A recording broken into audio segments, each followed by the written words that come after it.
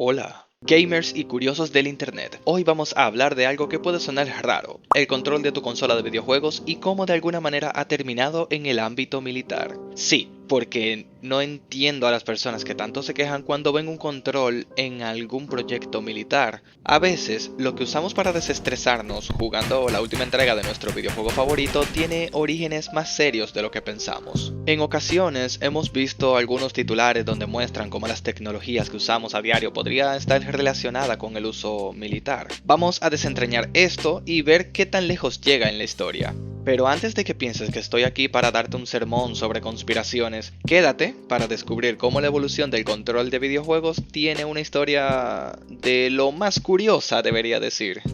Dale al botón de suscribirse. Ayúdame a ver si esto funciona, tiene una animación y no sé cómo activarla.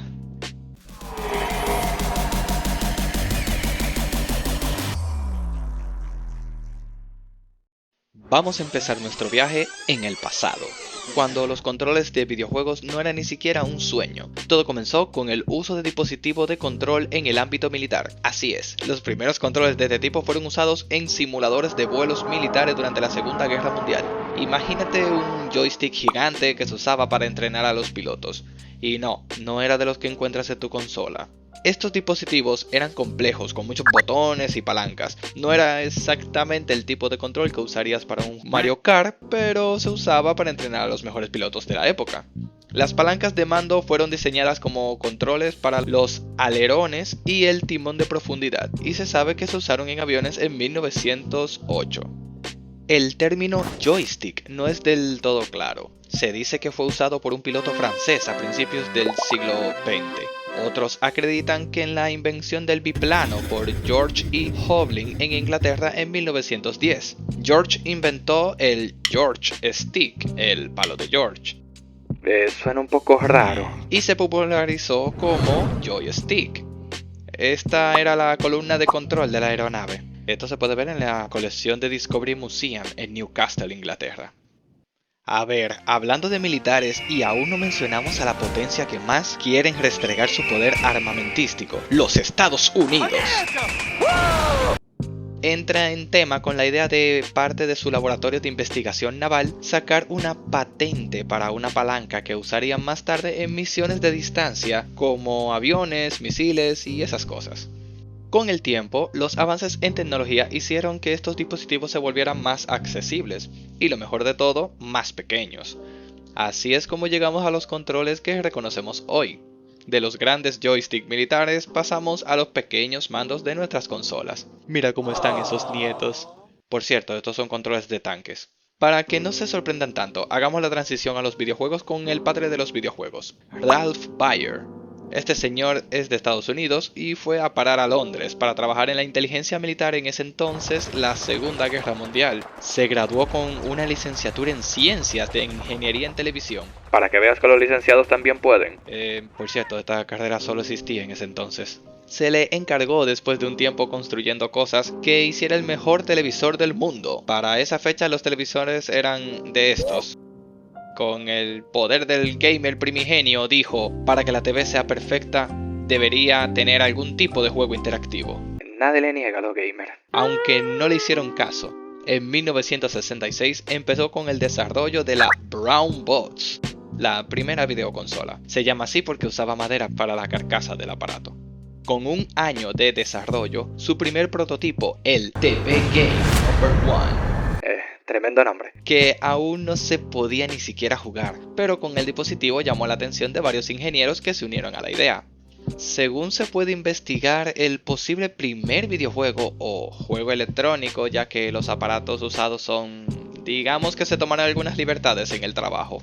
En 1947, Thomas Goldsmith y Estelle Rayman tomaron dos radares que se estaban utilizando en la Segunda Guerra Mundial para ponerse a jugar que simulaban que son misiles atacando y con las lucecitas de la pantalla estaban acabando con los misiles. Vamos rapidito que esto se sale del tema, pero es curioso saberlo. 1951, la computadora Nimrod fue la primera computadora diseñada para jugar un solo juego. El NIM es un juego matemático, esos que te hacían antes con acertijos. 1952. Nace el 3 en raya. Se jugaba en una calculadora. Solo en esa calculadora. Que estaba en la Universidad de Cambridge, por cierto. 1958. Nació el tenis para dos. De la mano de William Higginbotham. Este caballero, que creo que lo representaron en Oppenheimer, participó en el desarrollo de la bomba atómica y el Departamento de Energía de Estados Unidos le pagó para que haga un artefacto para aprovechar la energía atómica. Y se saca este juego del sistema de gráficos vectoriales de un osciloscopio. Bueno. Luego varios estudiantes de universidades hicieron más juegos y bueno, no hay modo, regresemos con lo de la caja marrón.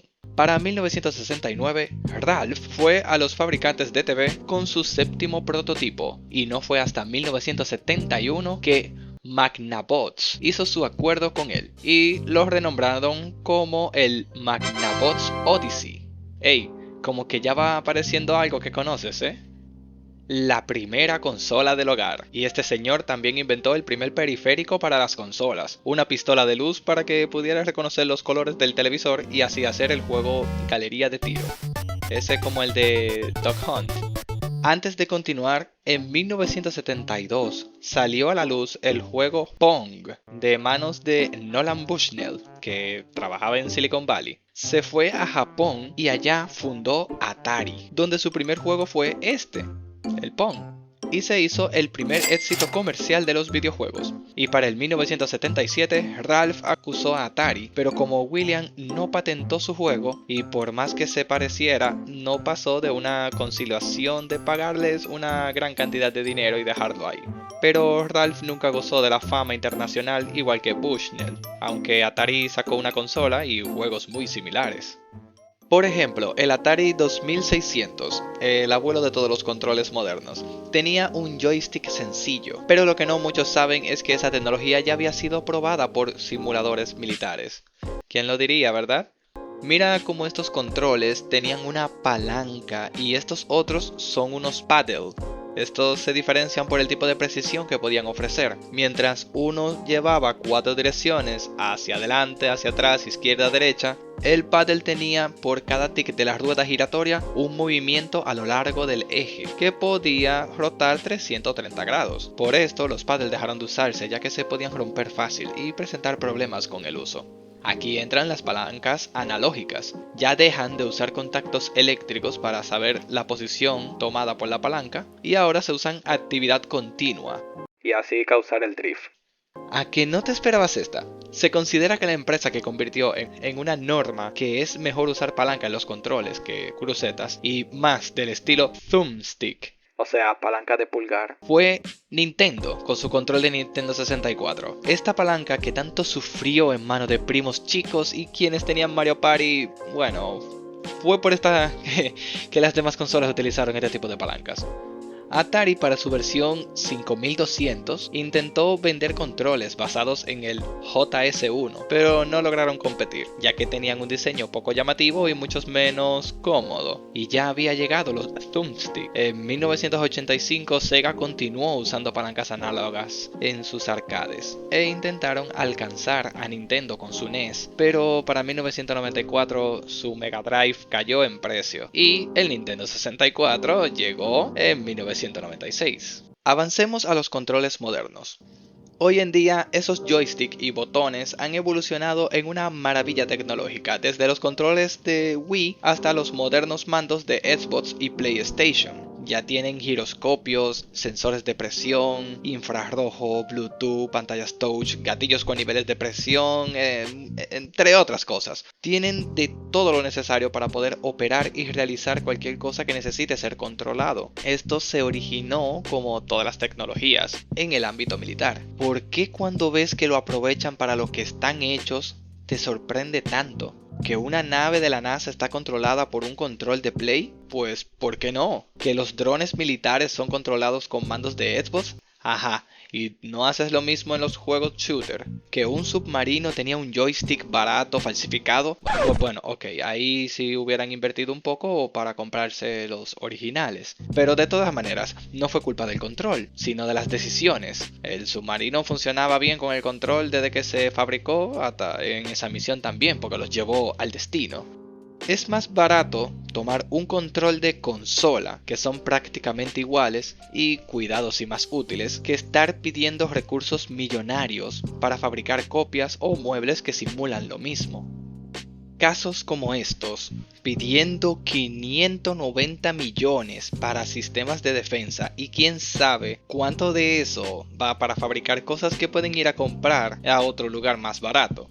Por ponerte un ejemplo, mi tío en la época de la PlayStation 3, en su oficina tenían que reemplazar las computadoras por más modernas y a alguien se le ocurrió ofrecer la idea, quién sabe, tal vez quería una consola pagada por la oficina, pero se le ocurrió la idea y sugirió que en lugar de gastarse $500 en una PC moderna, mejor gastarse 300 en una Play 3, que al final trae los mismos componentes o mejores, y así ahorramos pasta. Incluso podemos usar ese caso como en la actualidad. Por cierto, la Play en ese entonces había manera de, siguiendo tutoriales de la misma página de PlayStation Network, de cómo cambiar tu disco duro por uno mejor, y solo tenías que descargar el sistema de Sony y formatearlo. Ahora, si en lugar de ponerle el sistema de Sony de PlayStation, le ponías, no sé, un Windows, para pensar, En épocas recientes, vamos a tomar un ejemplo. Cuando salieron las RTX, no alcanzó el mercado para tanta demanda de los clientes y se inflaron los precios. Entonces, vamos a tomar un PC que tenga RTX incluido. Te debe de costar alrededor de $1000. Pero ahí tenías la Play 5, que está costando 350. Claro, cuando se agotaron habían revendedores que lo vendían al doble de precio, pero ese no es el punto. Por ese motivo, se le acabaron los Play y tuvieron problemas con los costes de producción. Pero para el caso, tienes un procesador moderno con una cantidad decente de RAM más una RTX y todo eso por mitad de precio. Y antes de que digas algo, la Play trae puertos USB, tiene capacidad para Wi-Fi, Bluetooth y ya la conectas a tu TV con un HDMI. No sé tú, si no fuera por el peso psicológico de tener que sacrificar una Play para poder tener una PC gamer a nivel de mercado, por mitad de precio por cierto, yo creo que sí se haría lo mismo que la oficina de mi tío. Ya eso solamente sería comprar un disco duro y listo, PC gamer nueva. Es más, por lo que te sale una PC gamer te puedes comprar 2 Plays y te sigue sobrando pasta. Así que la próxima vez que estés jugando y sientas una vibración en tu mando, recuerda que estás utilizando una tecnología que en algún momento entrenó a soldados y pilotos. Ahora bien, si alguien tiene conocimiento en programación y necesita esa vibración y sepa cómo programarla, esa sí que es una actualización de hardware. Y ahí lo tienen, amigos. La próxima vez que veas un control de videojuegos usándose para lo que se creó, controlar, recuerda que esta es la cima de una larga cadena de evolución tecnológica. Una vez fue usado para preparar a los soldados, hoy está en nuestras manos para nuestra diversión. Así es como la tecnología avanza y se convierte en parte de nuestras vidas diarias. Si te ha gustado este viaje por la historia de los controles de los videojuegos y su sorprendente conexión con el ámbito militar, no olvides darle un me gusta a este video y suscribirte para más contenido como este. Hasta mi próxima emisión.